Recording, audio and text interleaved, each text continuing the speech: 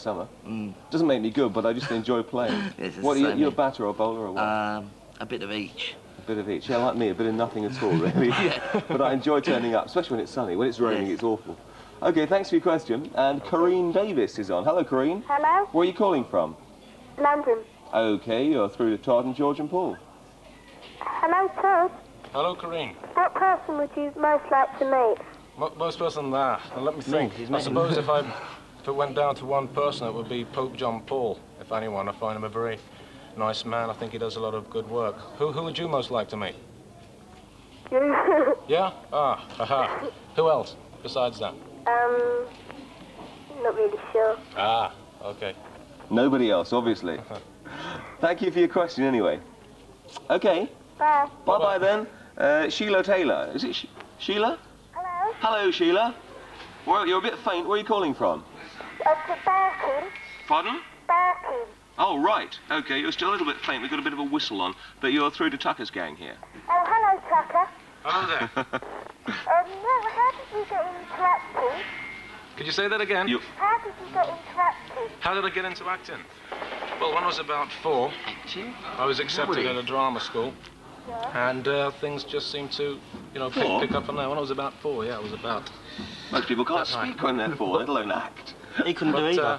What was your first part when you were 4? The first part, well, I used to do lots of sort of commercials, eating chocolate and sausages, but the first actual part... Same time?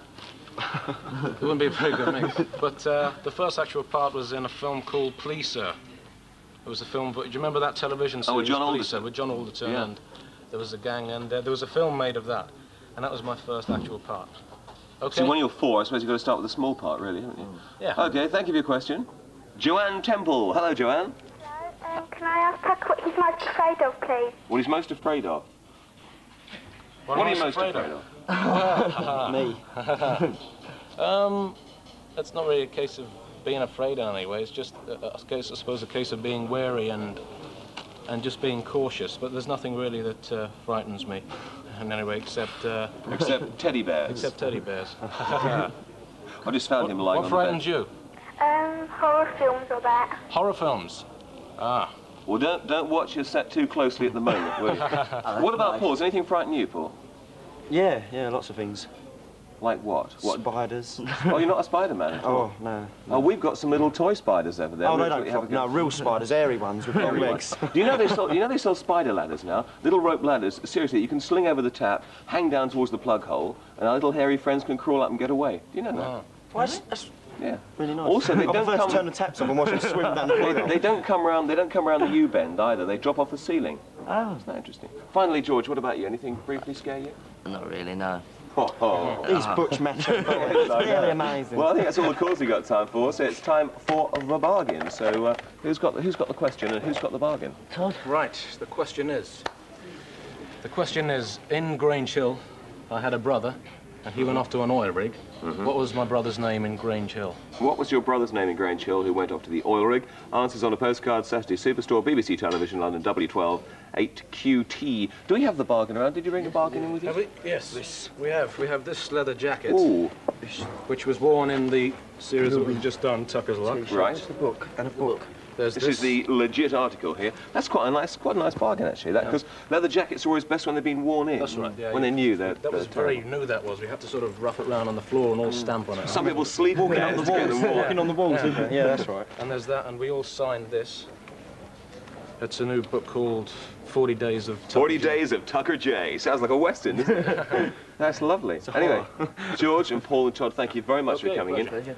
Good luck with whoever's going to win this. Good luck with your new series, which starts next week. OK, and we'll leave you with a little bit of that series, Tucker's Luck, which starts on BBC 2 next Thursday at 6 o'clock. Do you reckon we'll ever get a job? I shouldn't think so. There's millions in the queue ahead of us, isn't there? And half of them have even got their O-levels. Pain in the butt, innit? Yeah. You need 3 O-levels to deliver a paper these days. You could always go back to technical college or something. Yeah, but why should I? I've just spent 11 years being educated. They make everything so boring, don't they? They fix it so you need exams, then teach them to you so that they're almost impossible to pass. Then they wonder why we get so cheesed off. Well, no one forced you to mess around for the past 5 years. No one tried to stop me either, did they? Oh, no. All that detention was supposed to encourage you, was it? don't mean that. I mean, no one ever gave us something useful to do, did they? The only time I ever enjoyed myself was when I used to do the painting for the school plays and that. Yeah, well, that wasn't work, was it? It flipping was. I worked harder at doing that than I did at anything else. Yeah. Well, there's not much call for school scenery painters down the job centre, now is there? All I'm saying is that I enjoyed doing that, so I worked hard and didn't mess about. That's what they should be trying to do, isn't it? Make school somewhere where you can learn something useful and something you like. I mean, what good is it knowing how long the Amazon is if you can't wire a plug onto the end of the flex for an electric kettle? Like that